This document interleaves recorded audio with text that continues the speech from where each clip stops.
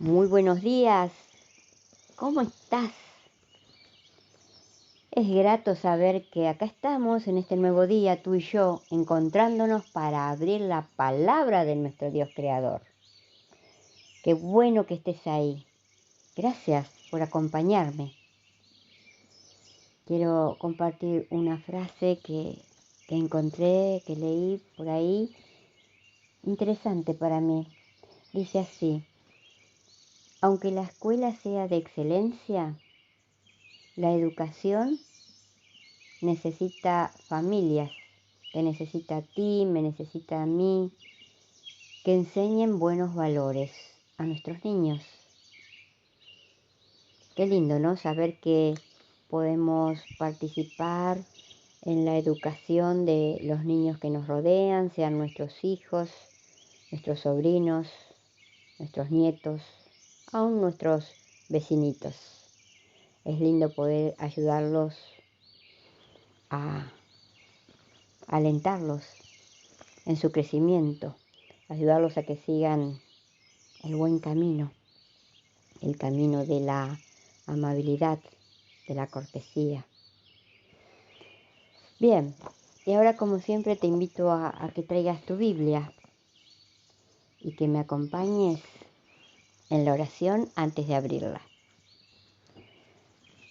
Padre nuestro que estás en los cielos, ahora vamos a abrir tu palabra y necesitamos que el mismo Espíritu que inspiró a los profetas nos ilumine para entender tu mensaje de amor. Por favor, Señor, háblanos. En el nombre de Jesús oramos y te lo agradecemos. Amén. La meditación para el 18 de agosto lleva por título Compasión Divina. En Mateo 14:14 dice: y saliendo Jesús vio una gran multitud y tuvo compasión de ellos y sanó a los que de ellos estaban enfermos. ¿Alguna vez te has preguntado cómo el Señor Jesús podría entender tu sufrimiento humano si Él es un ser divino? El texto de hoy habla de la compasión divina. Jesús dice se compadeció de la multitud aquella mañana en Capernaum. Y se compadece también hoy de ti y de mí. Pero esa compasión no es pena. Jesús no siente pena de ti. La compasión mencionada aquí es más bien empatía, la capacidad de entender el drama del ser humano. La palabra en el original griego es splagnisomai, que literalmente significa mover el contenido de una olla. Esto es, los sentimientos de Jesús fueron movidos como por un remolino al observar el dolor del ser humano.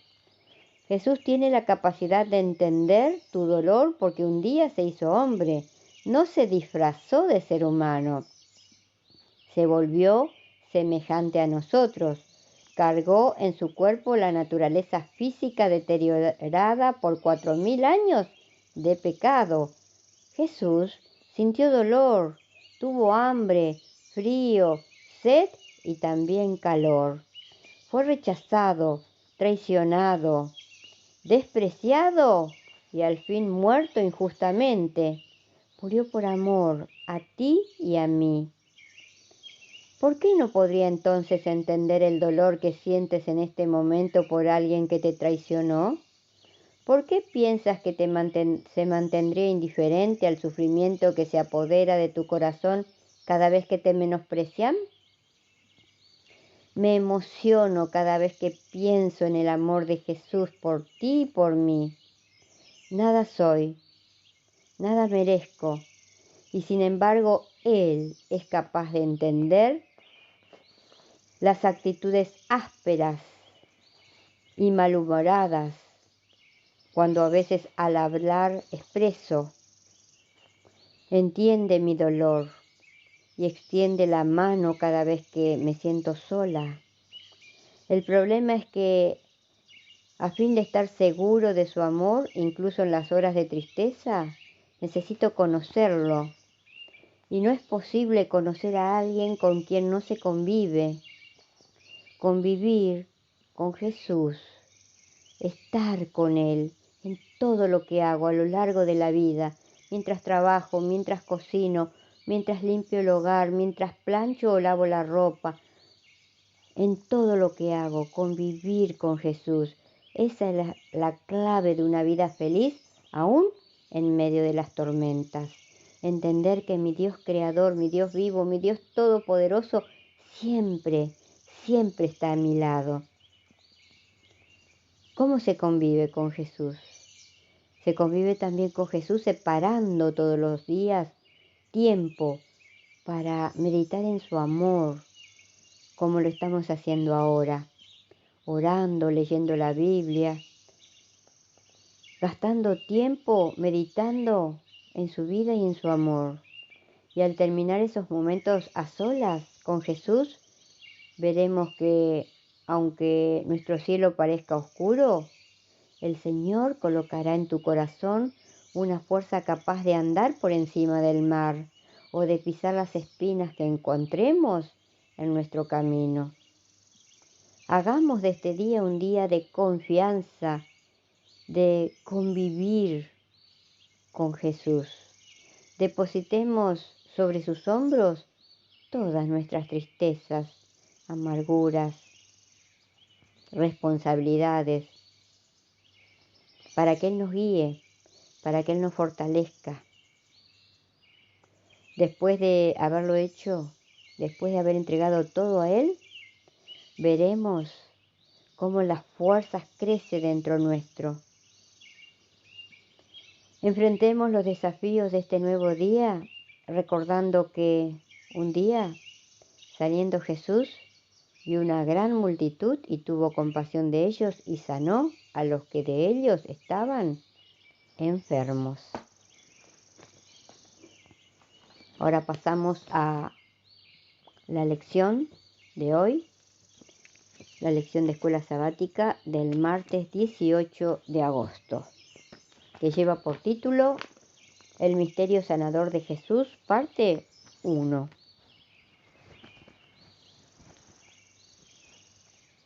El método de evangelismo de nuestro Señor Jesús va más allá de los discursos memorizados y las presentaciones enlatadas.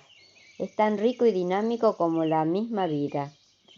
Todos los días nos codeamos con personas que tienen todo tipo de necesidades, físicas, mentales, emocionales y espirituales. Cristo está ansioso por satisfacer esas necesidades a través de nosotros cuando mostramos preocupación por la soledad, la tristeza y la angustia de las personas y cuando mostramos interés en sus alegrías, esperanzas y sueños. Jesús ministraba las necesidades manifestadas de las personas para poder satisfacer sus necesidades más profundas. Una necesidad manifiesta es un área de la vida donde las personas ya sienten que no pueden resolver un problema por sí mismas. Puede ser la necesidad de dejar de fumar, de bajar de peso, seguir una dieta mejor o reducir el estrés. Puede ser una necesidad de alimentos, de vivienda o de atención médica.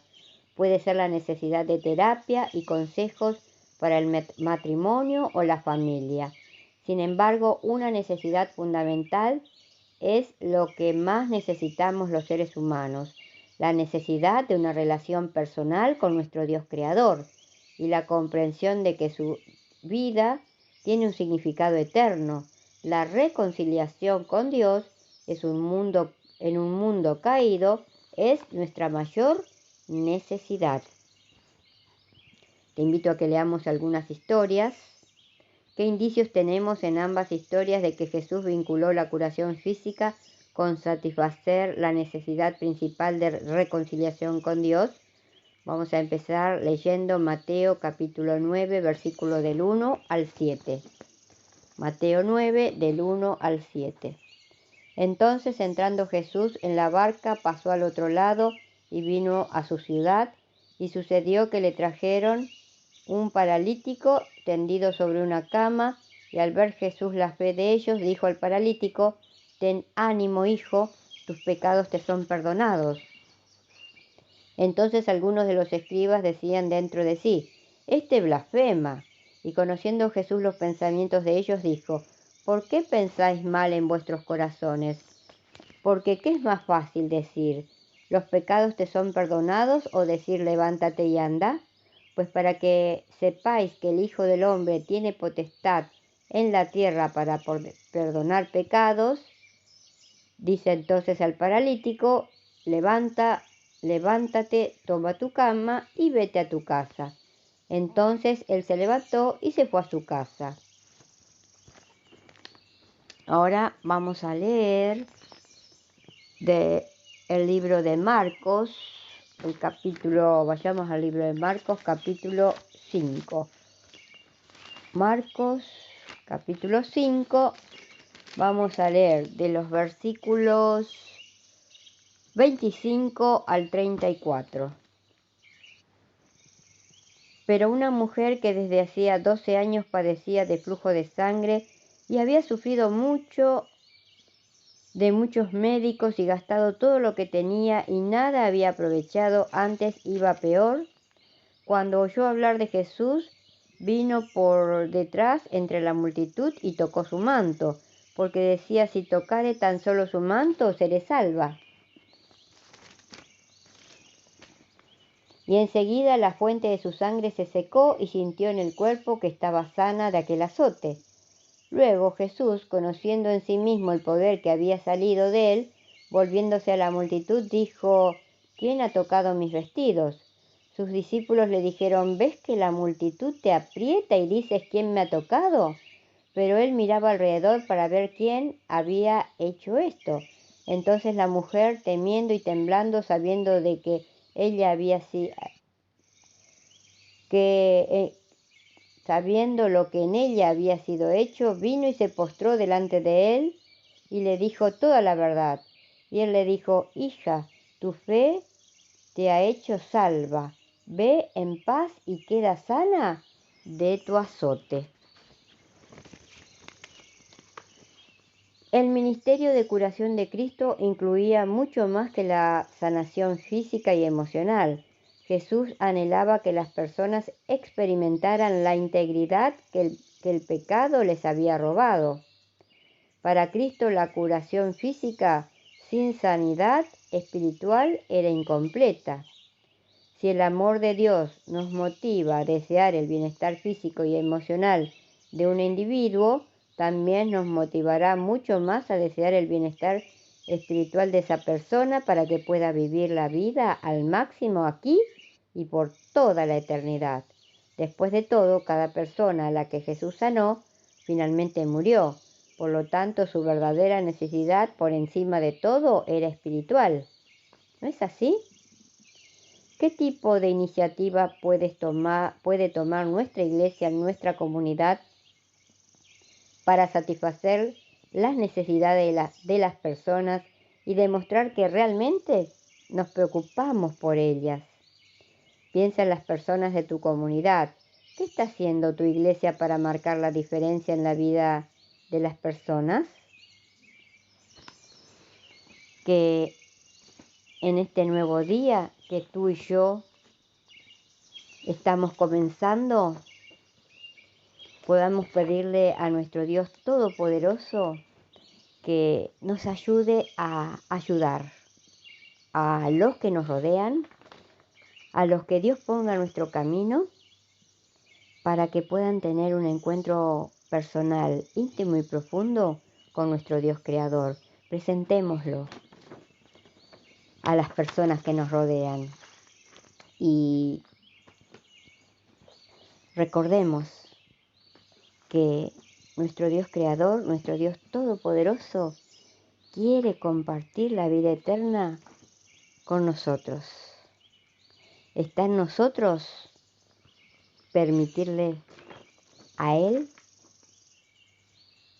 que entre en nuestro corazón, que habite en Él, que sea el capitán de nuestras vidas. El tiempo es corto. Cristo ya está viniendo para llevarnos a casa. Por eso, por favor, si oyes hoy su voz, no endurezcas tu corazón.